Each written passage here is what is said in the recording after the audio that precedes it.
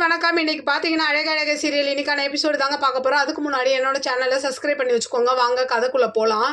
அப்போ பார்த்தீங்கன்னா பாக்யராஜ் வந்து மதியை கேட்குறாரு, ஏம்மா இந்த மாதிரி அவன் உன்னை வெளியில் அனுப்பிச்சாலே என்கிட்ட சொல்லியிருக்கலாம்லன்னும் போது, இல்லைண்ணா நான் யாரையும் டிஸ்டர்ப் பண்ண விரும்பலை அதனால தான் அப்படின்னு சொல்லும் போது, அப்போ மலர் சொல்கிறாங்க, இல்லை இப்போ சுரேஷை வந்து மாமா கேட்பாரு, நீ ஒன்றும் கவலைப்படாத, இதுக்கப்புறம் அவன் குடிக்க மாட்டான் அப்படின்ற மாதிரி சொல்கிறாங்க.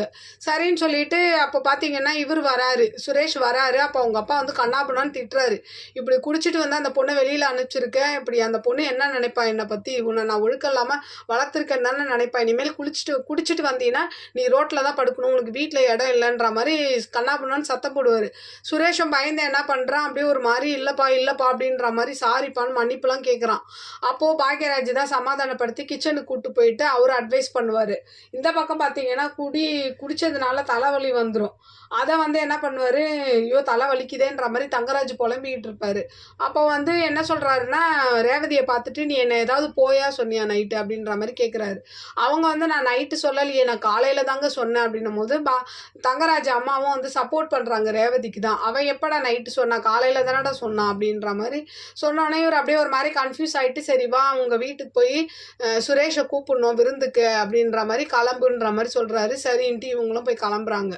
அப்படியே பார்த்தீங்கன்னா அடுத்த சீனில் வந்து சுரேஷை வந்து பாக்யராஜும் மலரும் வந்து கண்டிக்கிறாங்க. இந்த மாதிரி நீங்கள் வந்து உங்கள் மாமா கூட சேர்ந்து தான் நீ இப்படி குடிக்க ஆரம்பித்து கெட்டு போயிட்ட, இனிமேல் அதை பண்ணாத அப்படின்ற மாதிரி ரெண்டு பேரும் அட்வைஸ் கொடுக்குறாங்க. இவனுக்கா இப்போ அப்பா தான் காலையிலேருந்து என்னை திட்டிகிட்டு இருக்காருன்னா நீங்களும் ஏன் இப்படி அட்வைஸ் கொடுத்து சாவடிக்கிறீங்கன்ற மாதிரி சொல்கிறான்.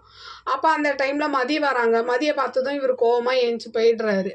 அப்போ மதிய கிட்ட வந்து சொல்கிறாங்க, இனிமேல் அவன் குடிக்க மாட்டான் அப்படின்னோன்னு, குடிக்காமல் இருந்தால் அவருக்கு நல்லதுன்ற மாதிரி இவங்களும் சொல்கிறாங்க. அப்படியே அடுத்த சீன் பார்த்தீங்கன்னா மலர் வந்து ஏதோ ஒரு வேலையாக இருப்பாங்க. அப்போ வந்து என்ன ஆகுதுன்னா பாக்யராஜ் அப்பா வந்து காஃபி கேட்பாரு.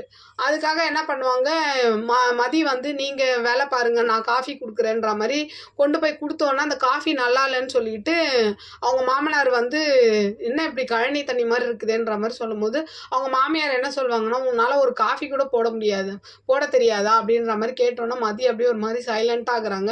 அப்படியே இன்னைக்கான எபிசோடு முடியுது. பார்க்கலாம் நாளைக்கு என்ன நடக்குதுன்னு பார்த்துட்டு நான் உங்களுக்கு ரிவ்யூ கொடுக்குறேன். என்னோட சேனல் பிடிச்சிருந்தா லைக் பண்ணுங்கள், ஷேர் பண்ணுங்கள், கமெண்ட் பண்ணுங்கள். என்னோட சேனலை சப்ஸ்கிரைப் பண்ணி சப்போர்ட் பண்ணுங்கள். நன்றி, வணக்கம், பாய்.